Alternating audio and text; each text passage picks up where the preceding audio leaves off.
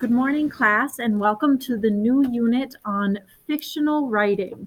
Fictional writing, as it sounds, is not true, but today we're going to talk about how to use small, true moments in your life to generate ideas to build a fictional piece of work.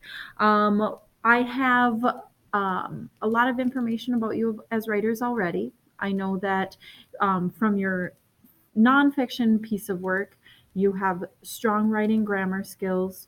There are, you know how to hook an audience, you know how to write to the intended audience. So now we can take those skills you already have and that you've built on from last year and build them up even stronger.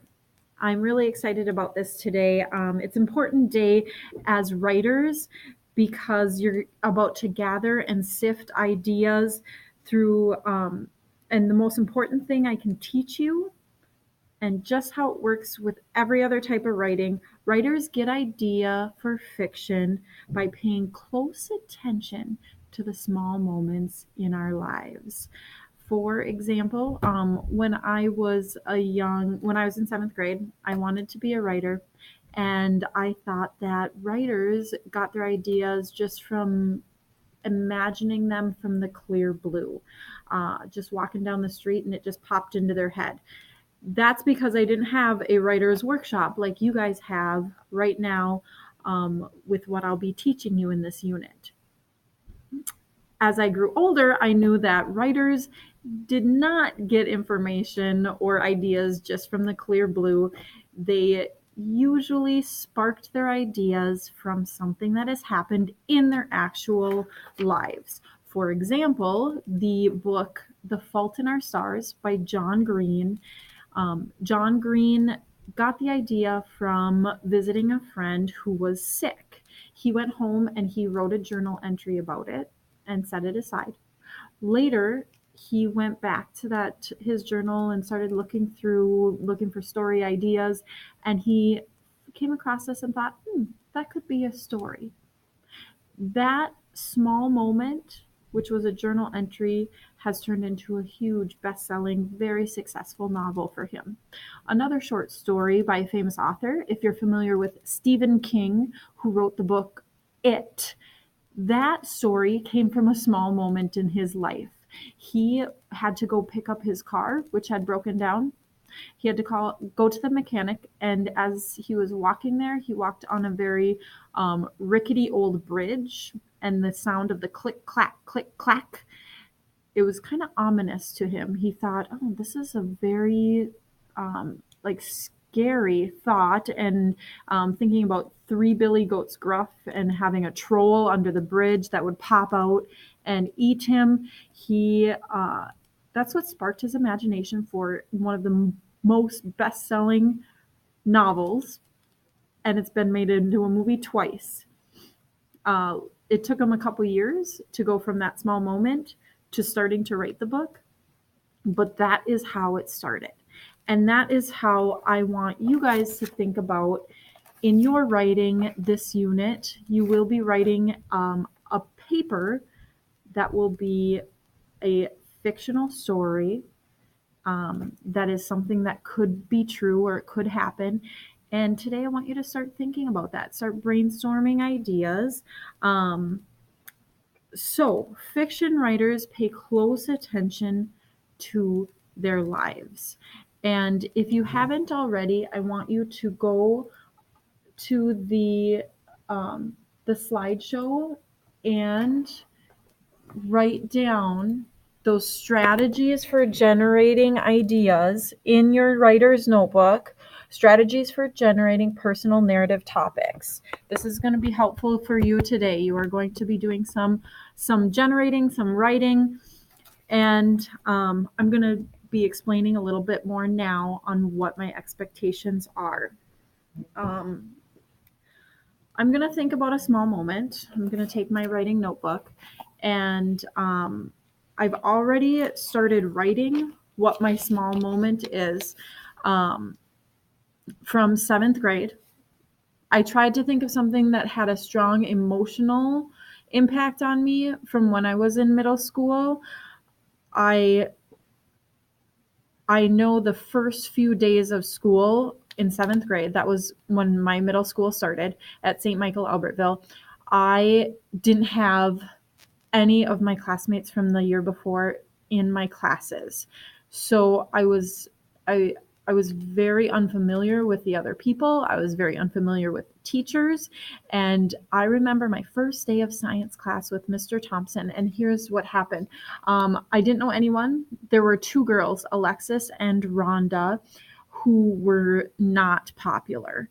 And there was a popular and very mean girl named Carrie also in the class. Carrie sat right next to Rhonda. And there was one point where she turned around and she looked at Rhonda and she said, "Why do you smell like a farm?" And it made the whole class laugh.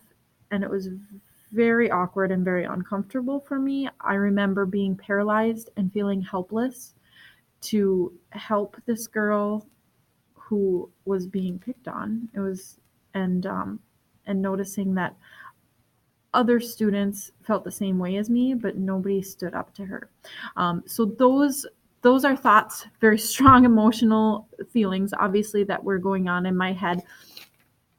And so as I was writing this, I realized, oh, I have a great idea for my fictional story. So I drew a line right across my page, and I started writing my my fictional story ideas. So my first fictional story idea is about a girl who enters volleyball and is taller than the other girls. So this is another thing of mine. I liked volleyball in middle school. I was taller than other girls. I definitely wasn't the tallest, but I remember something like that, and maybe being bullied by other girls for being so tall and being an outcast. So that is an idea. I also thought of another idea, so I drew another line across it, and then started my idea of maybe a boy's point of view this time, a boy who wants to be in a play, and he talks to his brother about it, and his brother says, "I don't think that's a good idea. You're going to get picked on. Just be in baseball like all of our other family members." And his heart is really in theater or acting or just being on stage and being with other actors. So I started writing these ideas. I want you to put more than just a single line or a sentence in this, but this is just the start of my idea. What should he do? Be in baseball like his brother.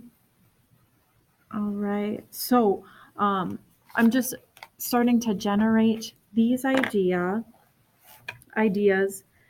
and think of the small things and small details that can go into this. Now, your task today is to open up your notebook to a fresh notebook page, put today's date on the top. It's 12/3, and start writing. Think about a small moment. If you're getting stuck on it, go back to that list of strategies that you wrote in your notebook today, and look seriously at them and think about one small moment in your life. And your small moment should be something that did happen. It is a true story. If you get to a point where you are just like me and you think already, oh, I have an idea, draw a line and start writing your ideas for your fictional stories underneath. If you can't think of ideas for your fictional stories, that is okay. Write your small moment story on a full page. So at the end of the day today, I expect you to have a full page writing of either your small moment story, or like me, I started with my small moment story and then wrote ideas, and I'll have to fill up the page with either another idea or keep going with one of these ideas. This is just getting thoughts down on the page and on your paper before you leave today. I expect a full page. I want to see it. and then raise your hand if you have any questions. Follow the slideshow for any more directions for the day. Good luck.